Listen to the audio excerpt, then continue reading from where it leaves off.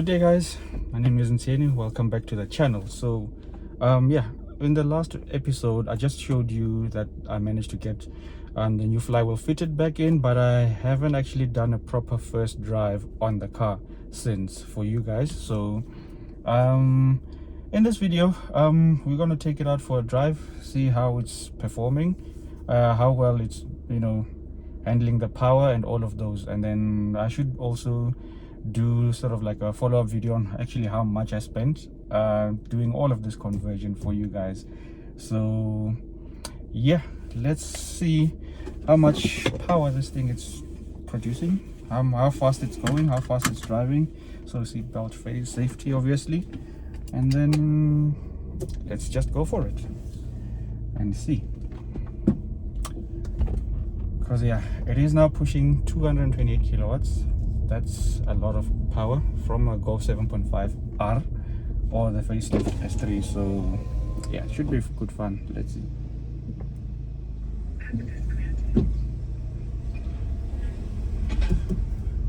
I know all of this power is actually going to the front wheels. Yeah, it's gonna be very, very interesting actually. So let's see.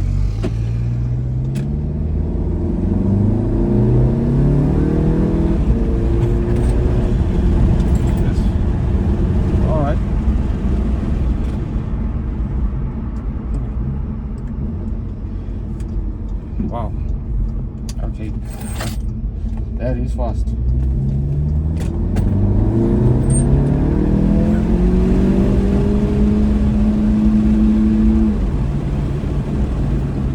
But the nice thing about the DQ250 gearbox now, what I picked up is right now actually while I was doing that pull, it actually holds the gears all the way up until you actually change it if you have it on manual, which I do right now.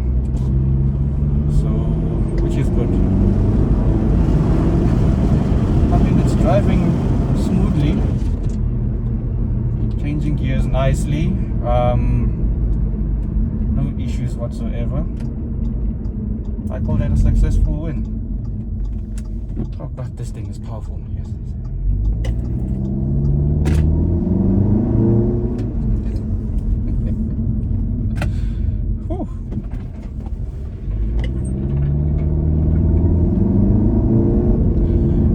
That initial boost that comes in at around 3,500 RPM, that's where it really catches you.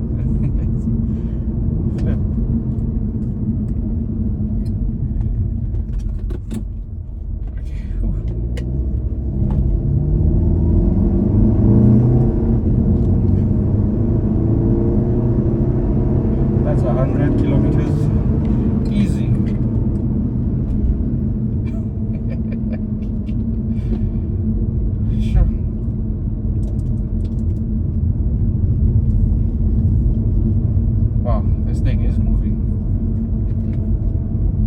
And if I put it in normal drive, cruises just nicely. It's changing gears perfectly fine, no issues whatsoever on the gearbox. So I'm in third gear right now, and if I'm driving nicely and gently, it just drives.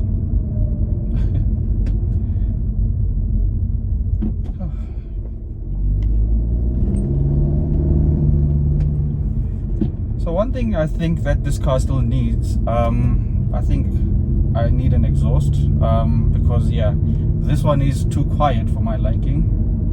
I can feel that it's very, very, very, very quiet because it has a massive resonator in the center, which is like huge. So yeah, it is quieting down the exhaust. It's not as loud as you would get from the Golf R or S3. So well, being in 1.8, so I'm guessing that was the whole point, to keep it as efficient as possible, as quiet as possible, so you don't actually need that much noise in a 1.8. So obviously it wasn't a high performance car. Now obviously I converted it to a high performance car. So yeah, definitely we need a better exhaust in this so that it's louder, or I could even keep it like this, as a sleeper. But I would like it to be a little bit more louder than it actually is. So yeah, let's just pour some fuel and do some other pulls.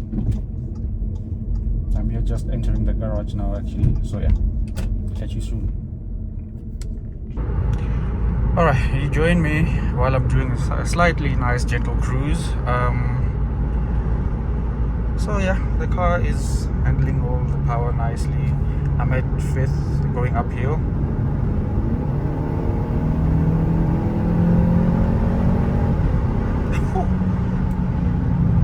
That's very snappy actually. Wow. DQ250 swapped A3 with an S3 swapped engine. Yeah, it's a win, guys. It's a perfect win. And then I'm averaging so far 8.8 liters to the 100. That's because I'm in sort of like a back roads here. So yeah, surely that if I do go to the highway, it should actually improve. So yeah, man, this thing is driving nicely. No problems at all.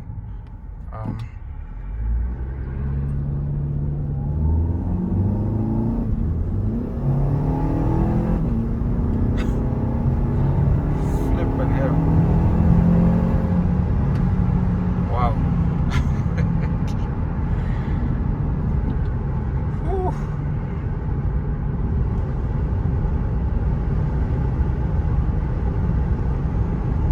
Now this is quite fun to drive. See, I'm at gear number 6. Just take it up to 120.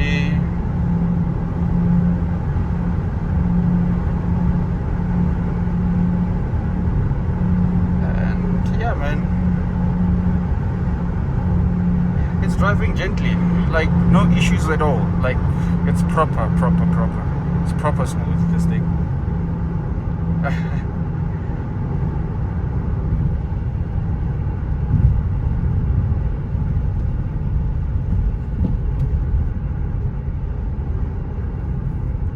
Yeah, I call that a win. Change down, I can even drive it manually if I wish.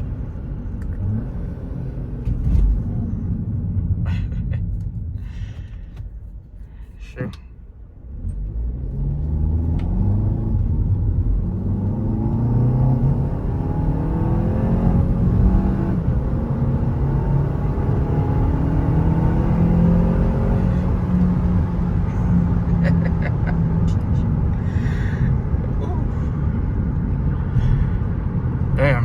Damn.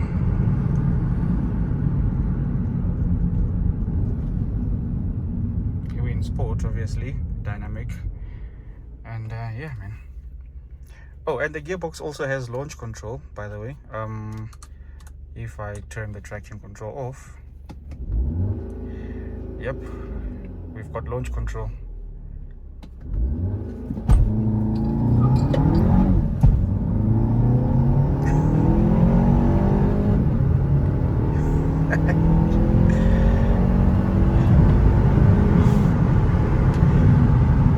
Oh my word, that is fast. That is fast. That is, yeah, there's quite a lot of wheel spin. Because it's front wheel drive. So yeah. Damn. Whew. Alright, so I just want to quickly do some highway driving, just see how it performs on the highway, how much I might average. Let me switch it to 2 liters per 100,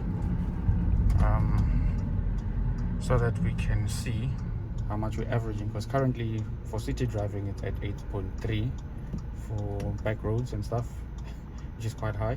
So let's see how much it will average on the highway.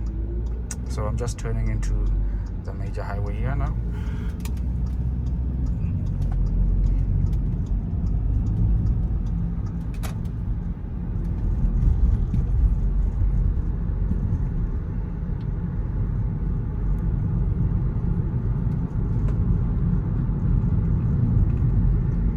And yeah, oh man, this gearbox is very smooth. Obviously the DQ200 was okay as well. It wasn't not bad at all in terms of city driving and highway cruising, but in terms of performance wise, nah, it was terrible. It couldn't handle the power. You could feel it. You could feel the slight delays on upshift and all of those. So yeah, this however so far so far it's good.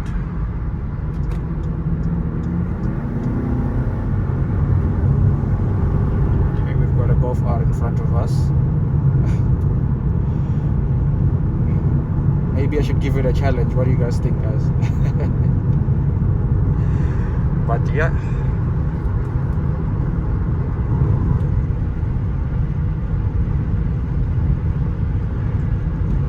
there is a bit of a traffic. There's some traffic ahead on the highway, so yeah, let's drive and see how much we average.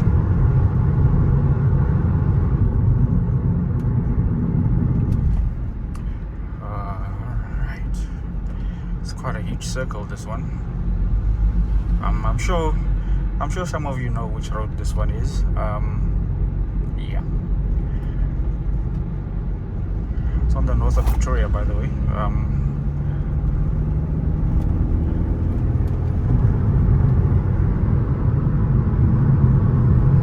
Unfortunately, he's not in the mood of racing, but yeah, I would have given him a run for his money anyway, so yeah. Let's do some normal driving on the highway. Oh, that car looks good. It really looks good. Wherever the owner is, man, your car looks good.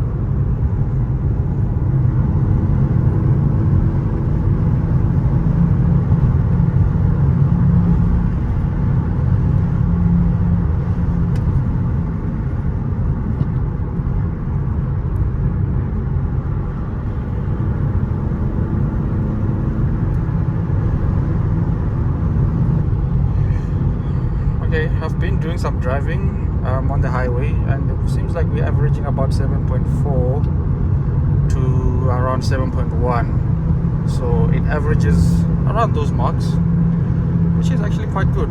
I'm happy with that number. Yeah, I mean, it's very decent for a high performance car now that it's actually a high performance car. For it to be averaging this much, 7.3 now, it's going down. So yeah, it goes down obviously depending on where you are driving. Things like those do matter as well. So if you're going uphill, obviously it will go up. If you're going downhill, it will go down. So yeah, quite happy with this. Ah man, it's so comfortable in it, it's so smooth. The gearbox is doing wonders. And I know a lot of people say it's not possible to do a DSG swap, DQ250 swap from a DQ200. Well, there we go. This is proof. See, it went down to 7.2 liters to the 100 now. So, yeah. I say that's a nice win, honestly. So,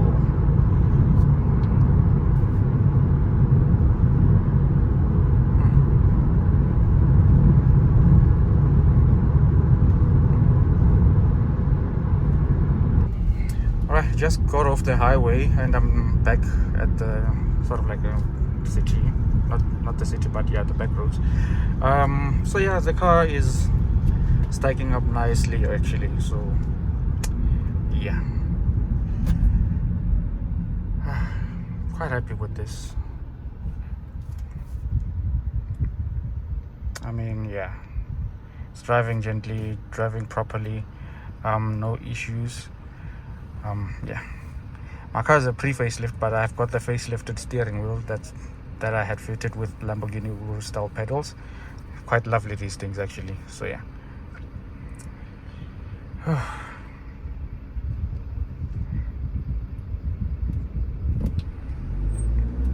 I mean, it accelerates nicely, no jerking, no bad vibes while taking off.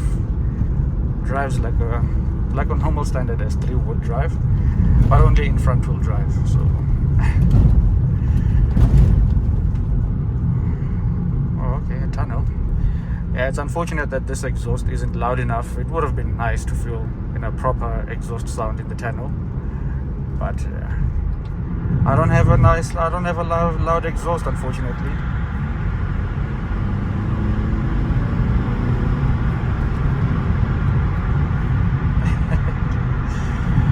Ah man, I so wish I had a proper loud exhaust so that we'd feel how loud it is inside the tunnel, but it is what it is. I'll definitely sort out this exhaust system. It has to be improved one way or the other, because it does have proper golf out pops and bangs, but you can't actually hear them because of how resonated this whole entire system is. It's too quiet, man.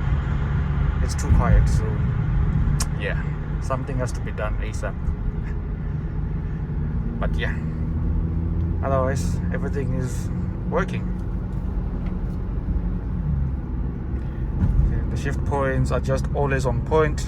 Yeah.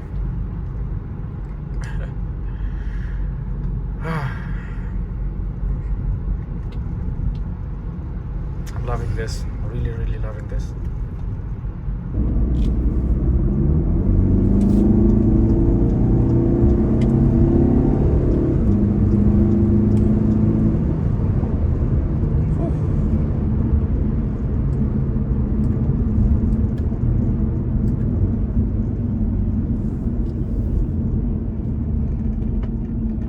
Wow.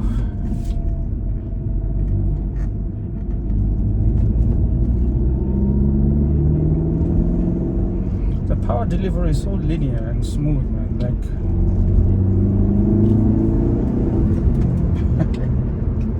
Oh, this thing is such a joy to drive now. Whew. Yeah, I think I might need to upgrade some brakes. Yeah, definitely I need to upgrade the brakes, because the power is just too much. But yeah, but I think the A3 1.8 uses the same disc size as the S3s anyway, but obviously a different caliper. But I'll have to look into that, maybe buy some performance discs, yeah, and see how it will go. But yeah, so far I'm loving the power.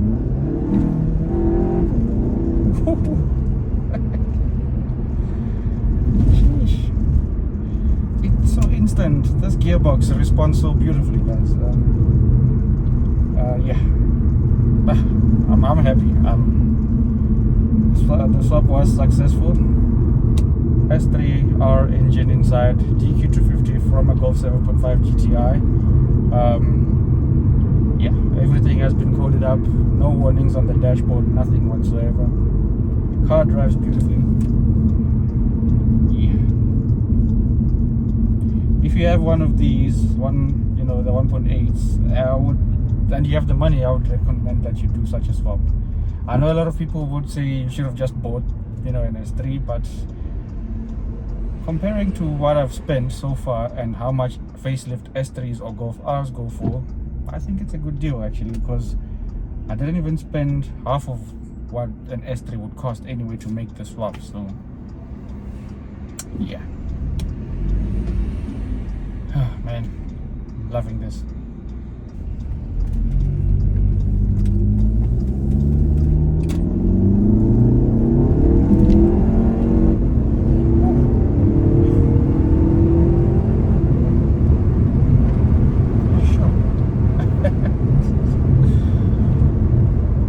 Okay, this is intoxicating.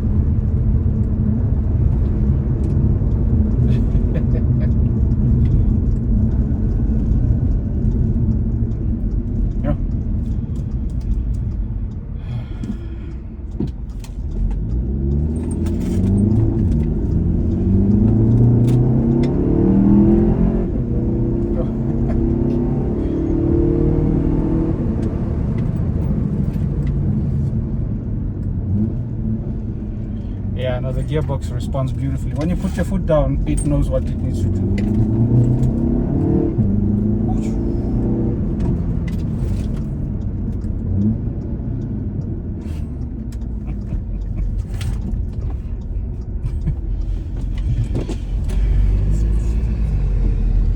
Yeah. I would say that was a successful first drive. The car is responding beautifully. It's driving just as nice, just as what you'd expect. So yeah, I'm quite happy. Yeah. So yeah, I think I should now, I'll end the first drive here. I hope you guys enjoyed it, but let me also just tally down how much actually I spent actually doing this build. So join me in a moment. Right, so you saw how the car is driving. So it's driving with no issues. It's moving quite well. The gearbox is functioning perfectly. Engine is delivering power as it should beautifully. So in this moment, I just want to show you or tell you guys how much I actually spent making this entire conversion. Okay, I know a lot of you in the comment section have been asking me about how much it actually costed me to do this whole entire swap and this whole entire conversion. So yeah, obviously when you're starting this, you need like your engine and the gearbox. So the engine was 80,000 rand, second hand used, obviously. Brand new is quite expensive, and the gearbox was 20,000 rand. So the DQ250 gearbox that I converted to from a Mark 7.5 GTI, so that set me back around 20,000 rand. Coolant lines and coolant pipes, obviously I wanted everything to be brand new in terms of the cooling side of things. So I went obviously to the agents, to VW Audi, and then that's where I sourced out all the new parts. So there's quite a lot of them, as you saw in the video. So those set me back, I think, plus minus 10,000 rand, if not more. I'm just giving a rough estimate here because the slips are somewhere in the boxes there. And then yeah, the next thing that I had to buy was radiator brackets that live on the side, one on the left and one on the right side, that hold the auxiliary radiator. So those ones were about 3,500 rand for the pair. And then you needed the auxiliary radiators themselves. So those ones I bought them off Goldwagen. So at Goldwagen they were fairly affordable for like 1,400 each. So I needed two, obviously, one for the left and one for the right, because at Audi themselves, those things would set you back about 7 grand per radiator, and yeah, that's a lot. The next thing that I bought as well was the honeycomb grills for the radiator, so that air can go inside. So obviously the things, the ones that came off the bumper were blocked out, so no airflow would pass through. So the honeycomb grills, I've got them for like 1,500 online, I can't remember, including shipping. So yeah, those ones are fairly affordable. And then the next thing that I also needed to buy was the washer bottle, because obviously I still wanted the car to have the whole windscreen washing thing mechanism working for my car, for the front and for the back. So now that meant I had to buy obviously the ones that you would get on S3 or a Golf R, and it's quite different to what the original one came from this car. So it has two parts. There's a lower section and the upper section, and I need obviously the brackets to hold the entire washer and the washer lines that actually, because I routed everything from the left side, and then now everything is on the right side of the car, so which means extending the pipes as well to the other side. So all in all, for the two tanks, the brackets, the pipes, that set me back from VW Audi 4,170 rand for all of those things. Quite a lot. So I mean, again, obviously you could opt to go buy all of these things from a breaker's yard, where one is obviously stripping out a car, and then you could just source them out from that side and save a lot of money for that. I just wanted it brand new, so totally unnecessary, but yeah, it is what it is. And then obviously your miscellaneous items like your clamps, things like your smaller adapters, your bolts, all of those little small things I think they set me back somewhere around 4,000 rand for all of those, because I was buying in sets. So bigger size clamps, I just bought the whole set instead of just buying 5, because I didn't want to get shorted on one of the clamps or something. So things obviously like your drive shaft bolts, again, those ones are new. Flywheel bolts, I needed to change them because the flywheels are different. yeah, and all of those little small little pieces, those things set me back around 4,000 rand again for the small miscellaneous items, because it could pile up, could be much less. So yeah. The next thing obviously I needed to buy was the DSG oil. So I did the DSG service obviously on the box itself. So at Goldwagen, I bought it off Goldwagen. It was fairly affordable. It was like 165 rand each per liter of DSG oil, and then it needs about 6 liters, 5.5 to 6 liters, and the total was about 990 to 1,000. Because at VW per bottle for the DSG fluid is 1,000 rand. Let that sink in. Obviously, the next thing that I needed to buy was the service kit itself. Oil filter, spark plugs, pollen filters, some plugs. So now for this particular engine, I think the oil, it needs about 5.5 to 6 liters of oil inside as well. So total service kit that I spent was about 3,000 rand, if I still remember correctly, which is about right for a Golf R engine or S3. So yeah. And then the next thing that I needed to do was to get the ECU coded up and get the gearbox coded up. So the two guys that came to do the ECU and the gearbox coding, each one of them charged me like 1,500 each. So a total of 3,000 rand for coding. Again, if you know someone who can do it for far less, yeah, you can save yourself a bit there. I also did mention, I think in part 2 of this series, that I bought a wiring harness for the pre-facelift S3s, and the reason for that, for the engine, so the reason for that was so that I could get that adapter for the gearbox, so that it can further cool the gearbox, because it needed that valve that I showed you. And I bought it off another breaker's yard. Shout out to VEG Junkyard for that. They supplied me with the wiring harness. It was about 4,500, so it is about the right price for a second-hand wiring harness, because at the agency, again, if you're buying a brand new wiring harness from VW or Audi, those things would set you back about 12 grand or even more than that. So yeah. The next thing that I bought as well was the DSG plug, obviously because I did the conversion, so it needed a round style connector. As I mentioned, you can buy those off AliExpress fairly cheap, about like 300, and then including shipping you can get it for like 500, or you can get it to guys who are breaking, stripping out cars. You can just buy it from there for like about 500 bucks. So yeah. Also, the last thing that I also had to buy was coolant.